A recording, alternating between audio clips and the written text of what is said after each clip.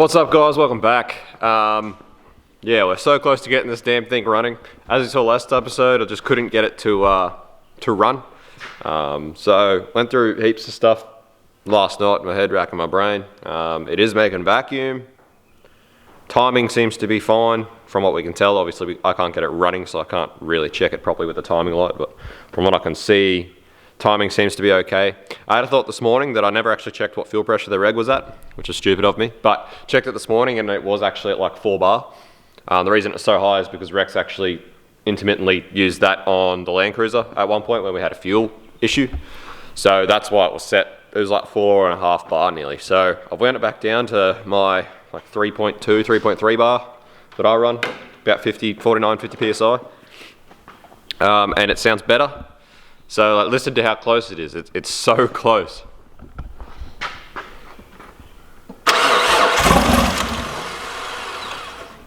So damn close. Just won't stay running.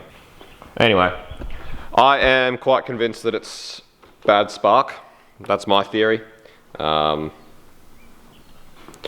you know, RB30s, a lot of things on them are renowned just for doing dumb stuff. Anyway, I don't know the history of this Dizzy or this coil. They're both sort of, that just came in a box with Rex's ECU and stuff.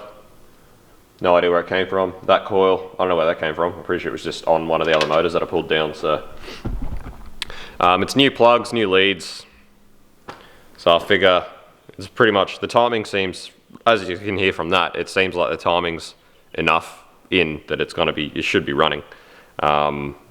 So I'm convinced it's a spark issue.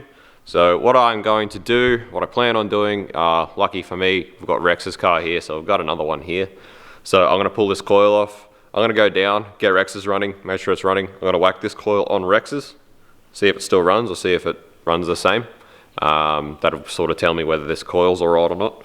And then if the coil's all right, next thing I'm going to be looking at is a Dizzy. So obviously swapping that out's a bit more of an involved process because when I put it back on Rex's, I've got to make sure it's timed correctly again. So, but that's where I'm at. It's pretty much, I'm looking at either the Dizzy or the coil because I reckon it's a spark issue. I reckon there's just not enough spark. So, hopefully get it running today. Hopefully get all the water leaks sorted today. Just from having it cranking and obviously having the water pump going, it's still pissing out water just on the bolts that I used on the ends of the hoses to block up some of the heater bypass. So evidently my just cranking them up yesterday isn't going to be enough. So they're going to have to come out. I'm going to have to do my old rubber tape trick on those before I put water back in. But I want to get it running so that I can chuck the water in with the radiator seal stuff and hopefully seal up the front of the water pump. And then hopefully it's running, and then hopefully I've got no water leaks, and so far I've got no fuel leaks, and hopefully when it's running it's got no oil leaks. So that would make today just great, even though I'm a bit further behind than I wanted to do. Today's Wednesday, sorry. So I wanted to have it running on Sunday, just gone, and I wanted to have it finished, ready to drift this weekend. So we're not quite there yet. I've still got like my whole intake, my exhaust to finish off. Still got a lot of work to do. But if I can just get it running, get all the water leaks and oil leaks, everything sorted, make sure it's not leaking and it's running, I'll be pretty happy. That'll be a good week for Wednesday. I've got to then go back to the coast Thursday, and then I'll probably come back out here on Friday and hopefully finish off most of what's left Friday. And then maybe next week just finish off the little things like interior, hydro, that sort of thing. And yeah, hopefully then have it ready to drift. So I was hoping to have it ready this weekend so that it was done by July, because it's dragged on way longer than it was meant to. It was meant to be done halfway through June is when it was meant to be done. So it's nearly a month and a half over what I expected to take. So I really wanted to get it finished for July. But anyway, first weekend of August still ain't bad.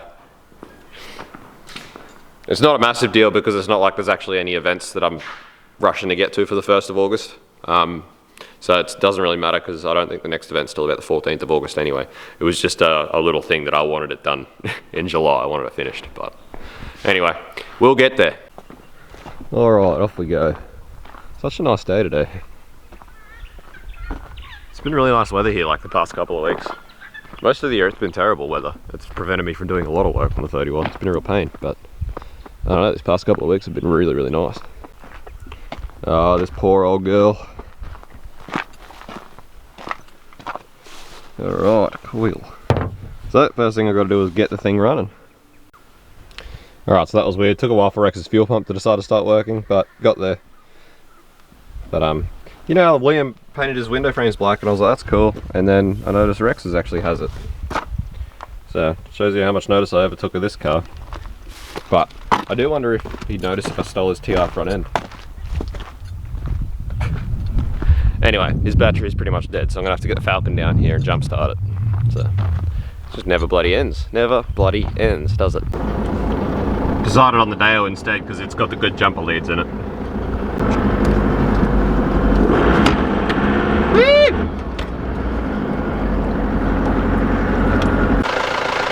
I've actually also noticed that by some rarity, all the tyres on this thing are actually pumped up. So if I can get it going, I'll just drive it up to the shed. That'll make it easier. I also just noticed that Rex's driver's side mirror has a big one, like I had on my passenger side, and his passenger side has a little one. So the whole time that me and Rex had these 31s, we could have just traded one mirror and both had a set of matching mirrors.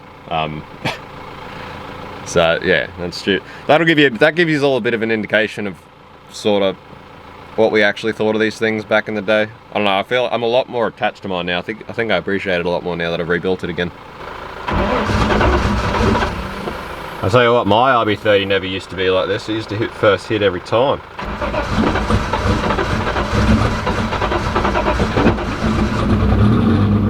There we go.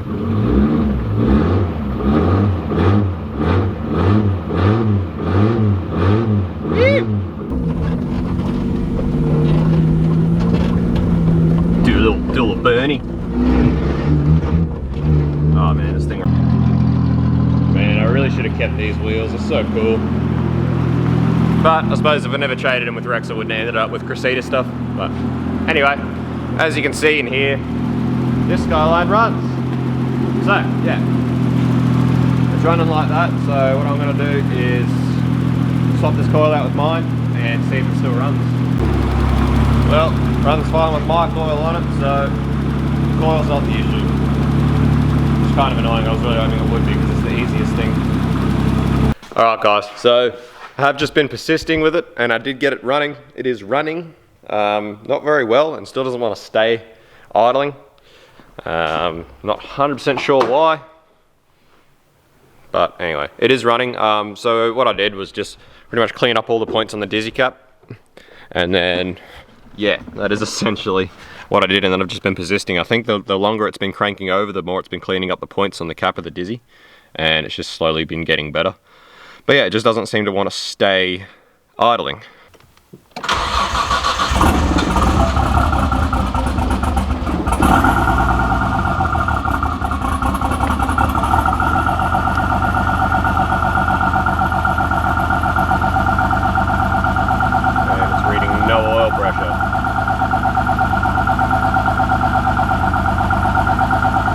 Not very good at this Defi.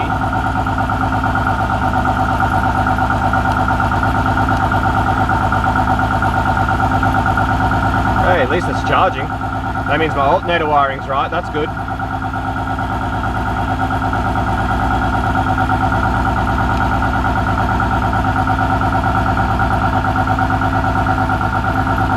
Goodness gracious. But there you go, it is running. That's lean as. I don't know what the goal is there. Again, AFRs at idle are a bit weird, but yeah, it'll run.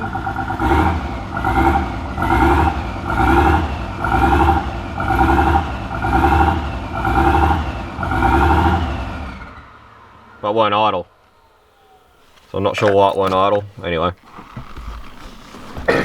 From what I can see, there's no oil leaks. I'm not sure why it's not showing any oil pressure. Assuming that might be something to do with the whole Defi situation. The other thing I did forget to mention to you guys is when I was talking about the differences between the Defi we got in the Cruiser and this one. When Rex was out here, he had a look at mine because he reckons on his you can actually set what you can display on each screen and set up how much room and how big you want it to display that certain thing. And yeah, definitely cannot do that with mine. So yeah, based on that, just that alone, yeah, certainly would recommend getting one of those orangey boxed ones over the one I got. All right, so where I'm at the moment is I need to get like an analog gauge, oil pressure gauge, just sat into this thing to make sure that it actually does have oil pressure. Because yeah, that Defi, I'm pretty sure at this point I'm probably going to bin that whole Defi system and buy one of the other ones. But anyway, I'll wait. It's yeah, later on anyway. But for now, I need to make sure this thing's got oil pressure when I start it again. So I need to get analog gauge and sender and hook that up. Once that's hooked up, I'll try it again and make sure it's got oil pressure. As long as it's got oil pressure, I'll probably run around, try and finalize all these last water leaks on these bolts and stuff. And then, yeah, go from there. I don't know, it's hard. It'd be a lot easier if I had this Microtech dongle and I could see what the ECU is doing. I can't understand why it won't idle. All right, so I actually don't have another oil pressure sender.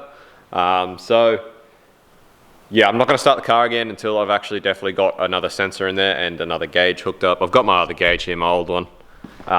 Just an analog gauge, or digital, but actual gauge so I can check it. I don't think it is 0.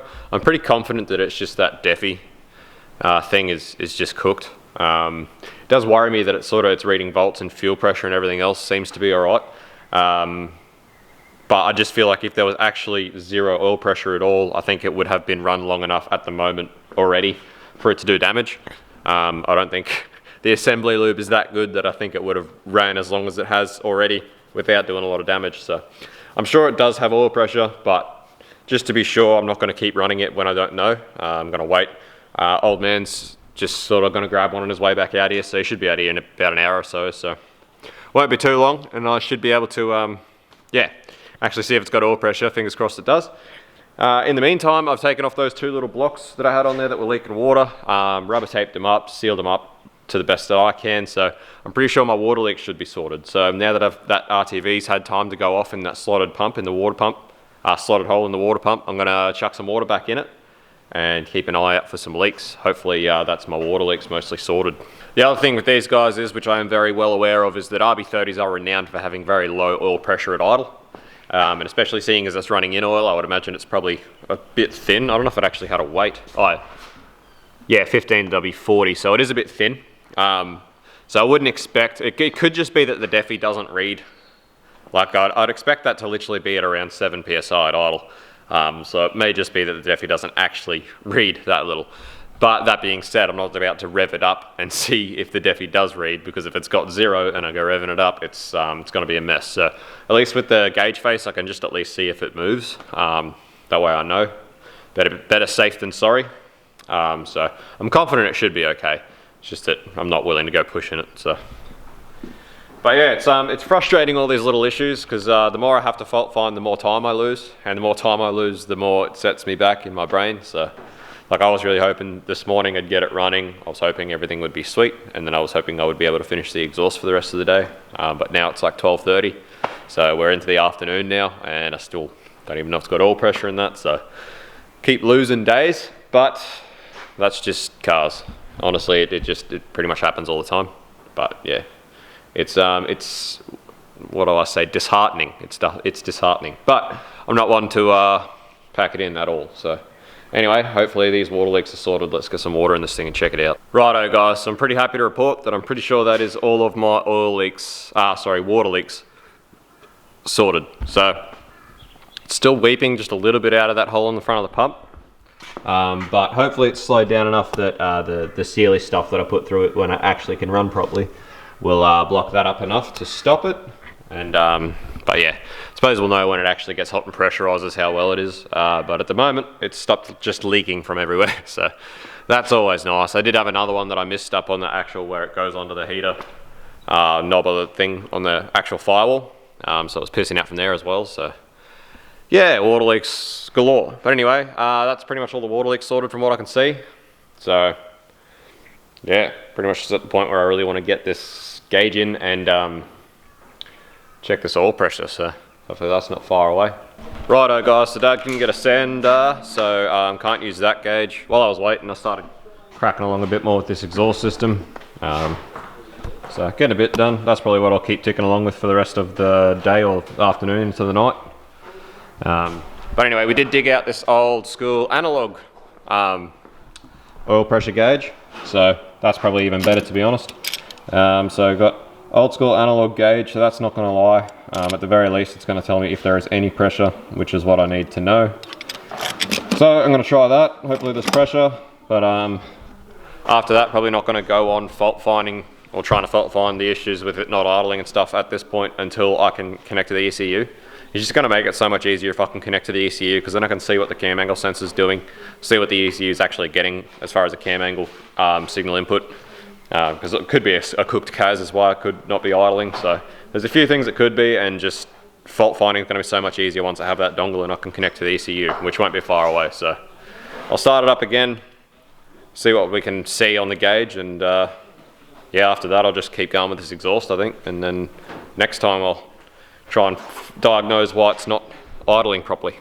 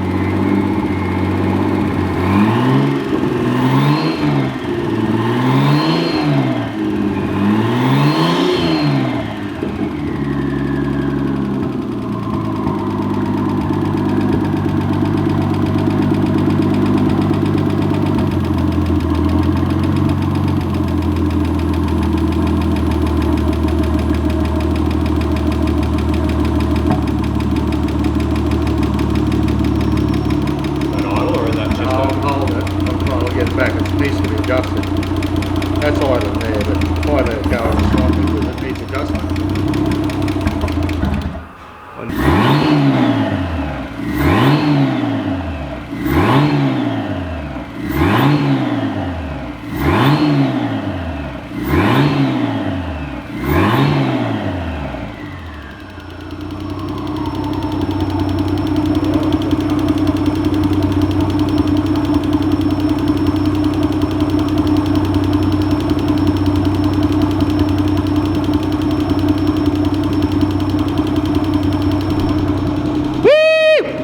That's good. That's really, really good. I'm stoked. So, apart from a ticky lifter, you can hear that lifter tick. So, for all of you who remember when I did this head, lapped all the valves, did the valve stem seals, didn't touch the lifters. What I really should have done is I should have soaked them in kerosene or something, really cleaned them out. But I didn't, and I've got a ticky one. So that's it's pretty standard of a RB30 like lifters anyway. So what I'll probably do is try and get some of that lifter tick additive for the oil. See if that helps first. If not, it's not that big a job to pull the lifters out of the head. All you got to do is take the cover off. But as you can see here, oh god, it smells of exhaust fumes in here. I can't really stay in it for very long. The dump pipe's like right there, so it's just pumping exhaust into here. But AFRs are pretty good.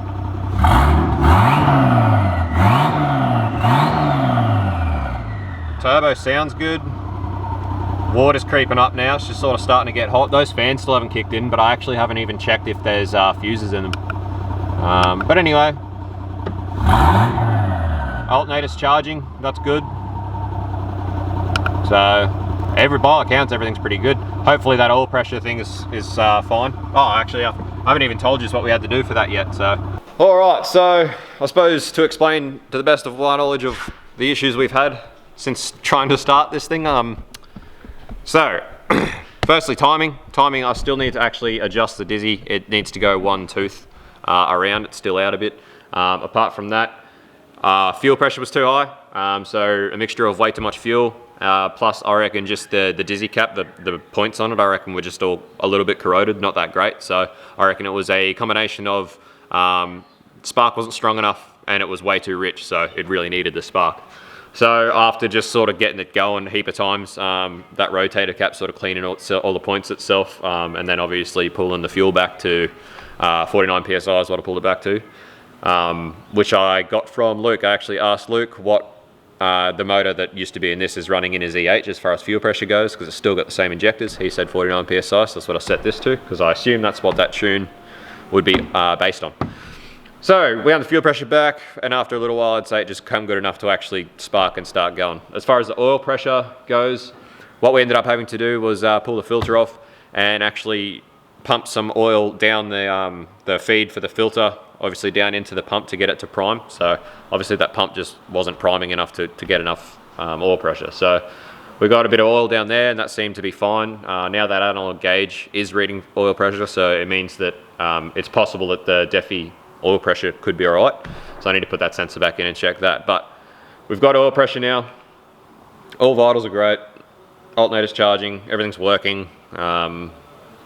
It's just that one ticky lifter. So hopefully after it gets hot and cold a few times, that lifter will free up. I'll get some additive and chuck it in through the oil for running. And hopefully it frees that lifter up. And like I said, if it doesn't, it's not a massive job to pull the lifters out and just soak them in kerosene and chuck them back in. So that may be what it comes to. In the meantime, I'll just keep running it, getting hot, and getting it through just your basic run-in procedure, getting it hot and cold a few times, and just see if it helps. So yeah, pretty happy with that. Cannot complain. Yeah, that's good. So I'm going to check the fuses in these fans, make sure that they actually have fuses in them, and have a play around, see what they program to turn on at. And yeah, I know like my old, the old motor in this used to run about 82 degrees. That was its operating temp. Used to pretty much stay dead on 82 all the time.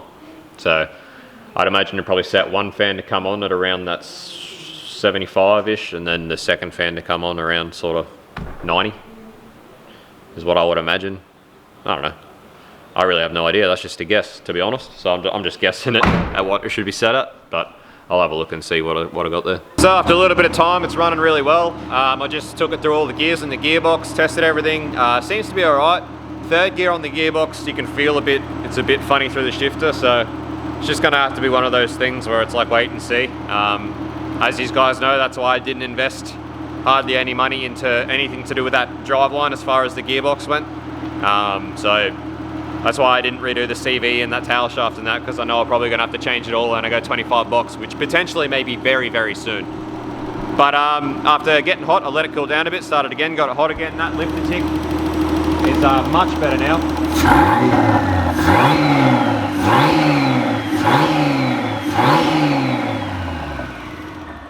So running sweet. Also got the fans working. The reason the fans weren't working is because they weren't earthed, because some idiot forgot to earth them. This is the earth for the fans.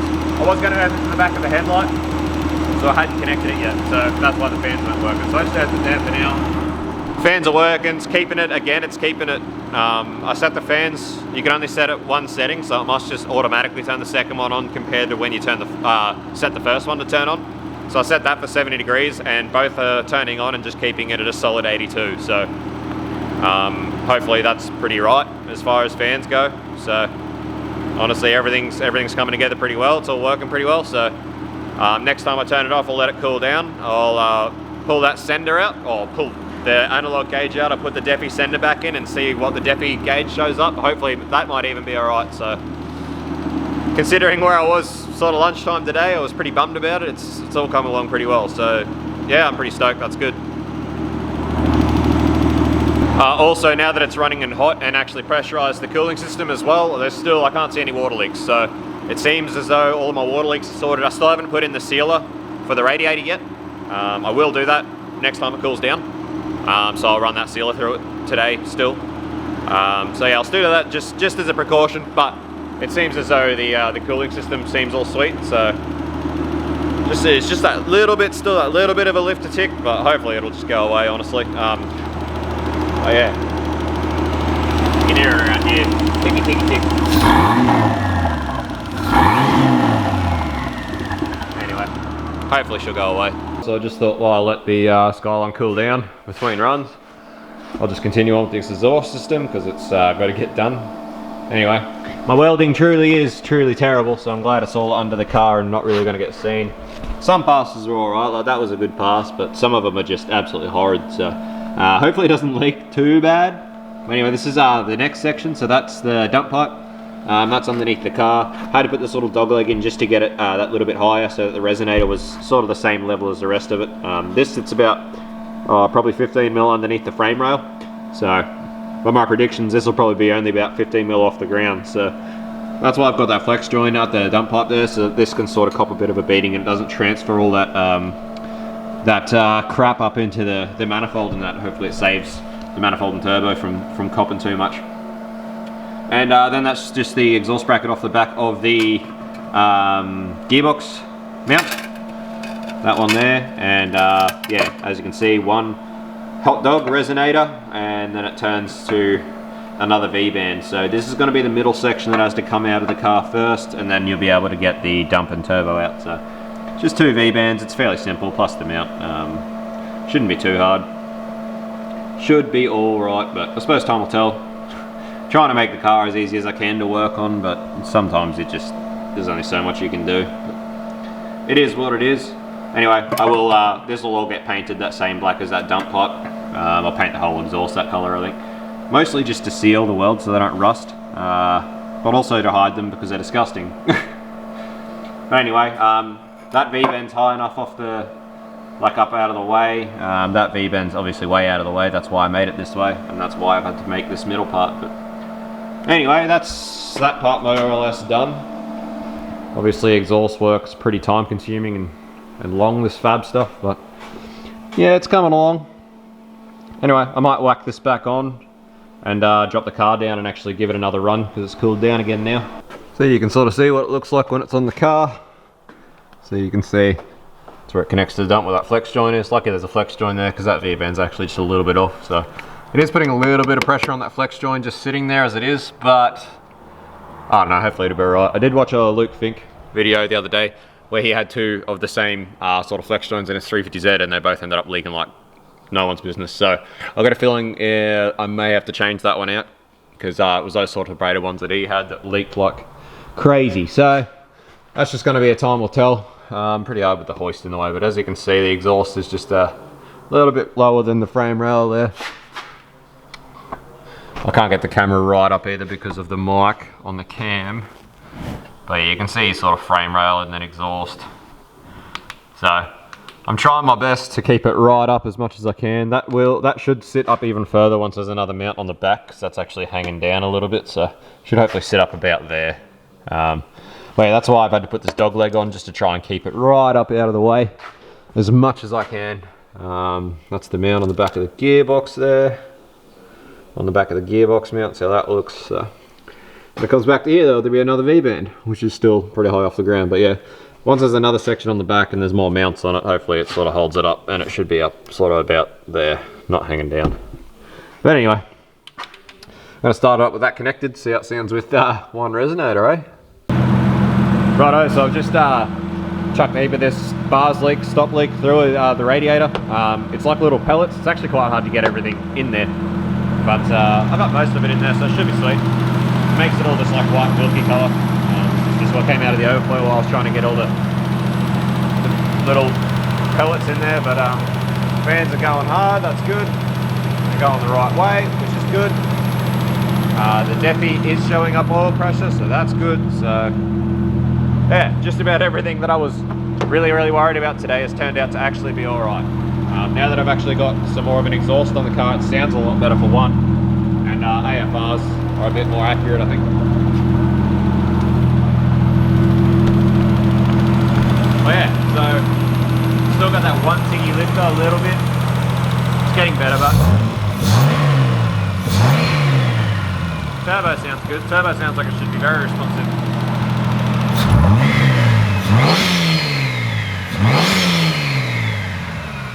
That'd be good. I'm really excited to hear how well it flutters when I get the rest of the sort of intake made up. So as you can see, this is showing up oil pressure. So we're good. We're all good. Pretty happy with that. I would still definitely recommend getting one of the Deffies, which is in that that colour box, not the one I've got.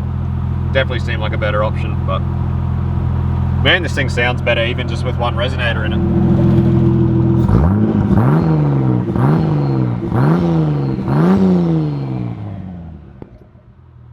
So yeah, no, I'm pretty stoked. Considering how this day was going and how it's ended up, I'm pretty happy. So, yeah, ended up getting the car running. Deffies all seems to be working fine. That's just that ticky lifter, which hopefully will go away eventually. Alternator's charging, there's no leaks. Honestly, I probably couldn't ask for a better outcome, considering it's a $300 slap together engine and a $200 gearbox.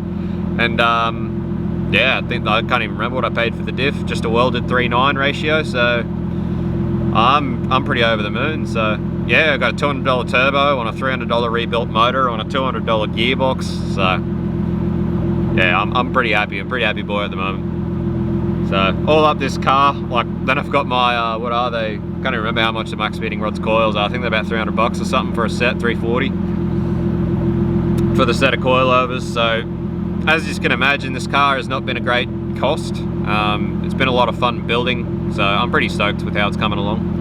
I'm pretty excited to drive again.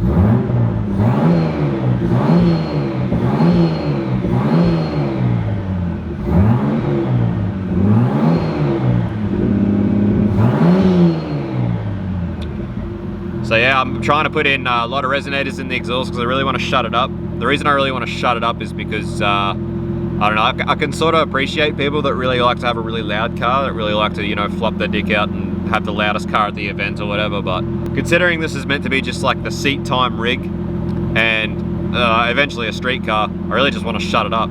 I don't think an RB30, just a standard RB30 turbo sounds that great anyway. I reckon, you know, your flutter and there are better sounds than the exhaust sound, to be honest, which I'd rather shut the exhaust up. So that's why I'm shutting up the exhaust as much as I can. Plus, the quieter your car is, the quieter everyone's car is, the better all of our venues are going to be off for it.